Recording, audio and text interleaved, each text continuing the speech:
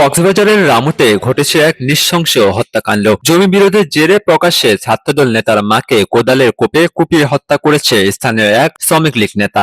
রোববার সকাল 10টার দিকে উপজেলার খুনিয়া পালং এলাকায় এই বর্বরোচিত ঘটনাটি ঘটে। নিহত নারী হলেন বাংলাদেশ জাতীয়তাবাদী ছাত্রদল ওয়ার্ল্ড ইউনিভার্সিটি অব বাংলাদেশ শাখার সভাপতি ইয়াসিন আরাফাত ছোটনের মা। প্রত্যক্ষদর্শীরা জানান, রোববার সকালে বিরোধপূর্ণ জমিতে জোর করে সীমানা প্রাচীর দিতে আসেন স্থানীয় শ্রমিক লীগের ওয়ার্ড সভাপতি জহিরুল আলম কালু। এ সময় বাধা দিতে গেলে কালু ক্ষিপ্ত হয়ে দেশীয় অস্ত্র, ছুরি, ক্রিস ও কোদাল দিয়ে ওই নারীর উপর হামলা চালায়। কোদালের এলোপাতাড়ি কোপে ঘটনাস্থলে তিনি লুটিয়ে পড়েন এবং মর্মান্তিক মৃত্যু হয় তার। এই ঘটনায় এলাকায় চরম উত্তেজনা বিরাজ করছে।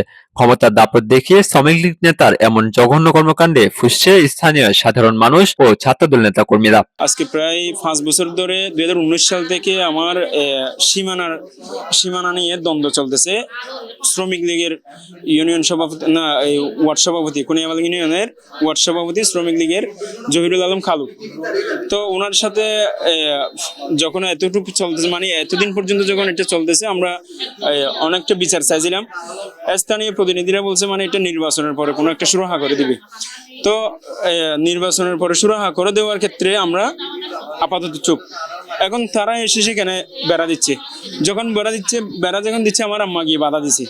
বাধা দেওয়ার ক্ষেত্রে বাকবিতণ্ডা যখন হয়েছে, তারপরে আমার আম্মারে তারা যেই বেড়া দিছে সেই বেড়া ভেঙে এসে আমার আম্মারে মারছে, মেরে ফেলছে একদম। শ্রমিক লীগের ওয়ার্ড সভাপতি জহিরুল আলম কালু, তারপরে তার স্ত্রী ছিল ফাতেমা আক্তার, তারপরে তার একটা খালতো ভাই ছিল। তারাও সন্ত্রাস, কিন্তু তারা আরেক জায়গায় মার্ডার করে এসে, তারা আমার খালতো ভাইয়েরা আরেক জায়গায় মার্ডার করে এসে তারপরে এখানে থাকতেছে। বিষয়টা দেখেন কিরকম।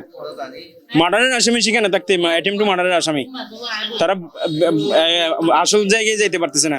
তারা পর্যন্ত মিলে তারপরে আমার আম্মারা মেরে ফেলছে। ধনবান ছিল কালো, তাদের থাকার কারণে এই হত্যাকাণ্ড।